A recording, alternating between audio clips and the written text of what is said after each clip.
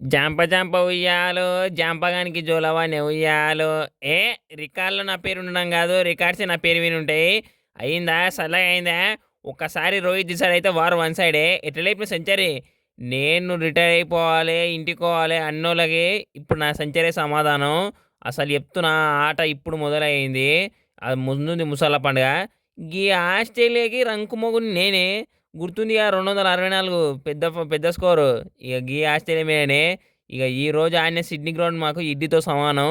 ఇక రన్నులు రప్పరప్పలు ఆడిస్తా. దీని అక్క ఫస్ట్ 2 మ్యాచ్లు రెండిట్లో ఒకటి గెలిచిన సిరీస్ మేమే గెలిపిస్తుంటే. ఇక ఈ మ్యాచ్లా కోహ్లీకి ఇట్లా పాములు వచ్చిండు, పోర్లు తప్పరిచ్చిండు. ఇక లాస్ట్ మా వాళ్ళకి ఒకటి చెప్తున్నా, కెప్టెన్సీ లేదు, ఏజ్ అయిపోయింది, లావు ఉన్నాడు అని చెప్పి లంగా మాటలు మాట్లాడితే ఉరికిస్తా అంతే. ఒక్కరొకరికి మాత్రం ఇక కేసీపీడినే చూసుకోండి. నెక్స్ట్ వచ్చే సిరీసులు గిరీసులు అన్నీ మొత్తం వన్డే మ్యాచ్లు మొత్తం నేనే చూసుకుంటా, నేనే గెలిపిస్తా. కప్పుగా ఇట్లా